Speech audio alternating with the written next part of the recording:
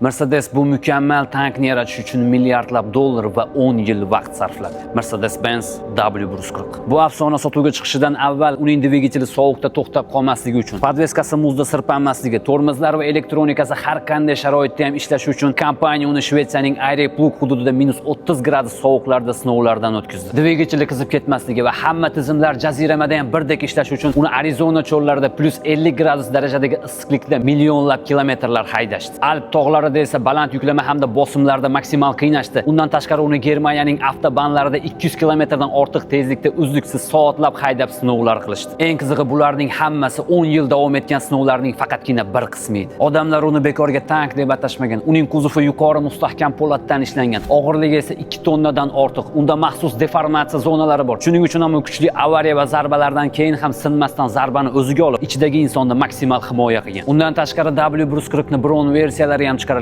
Oynalari qariyb 5 cm gacha, kuzovi to'liq kuchaytirilgan. U hatto yirik pulyalar yomg'irdan ham bemalol chiqib kelgan. Uning og'irligi esa 3 tonnagacha chiqqan, lekin kapotdagi mana shu V12 motor uchun bular hech nima emas edi. Bu Mercedes tarixidagi ilk 6 litrli V12 konfiguratsiyada yaratilgan motor. 400 ot kuchi, og'ir S-klass bo'lishiga qaramay 0 dan 100 gacha 6-6,5 sekund atrofida chiqardi. Eng qizig'i, bu motor keyinchalik Italiya giperkari Pagani Zondaga ham o'rnatilgan. Bu qanday mukammallik, bu qanday sifat, uni buyuk deysizmi, afsona deysizmi, u hammasiga arziydi. Mercedes-Benz W140 bu nemis injenerlarining hayotni himoya qilishga bo'lgan cheksiz ishtiyoqining natijasi. Mana bugun ham 30 yildan keyin ham W140 yo'llarda ko'rinsa, deyarli hamma unga boshqacha ko'zlar bilan qaraydi. Bu haqiqiy komfort, haqiqiy status va ishonchlilik ramzi va u doim Mercedes fanatlari qalbida shunchaki oddiy S-klass emas, balki haqiqiy mustahkam oxirgi nemis tanki sifatida qoladi. Tachkani yomoni bo'lmaydi akalarim.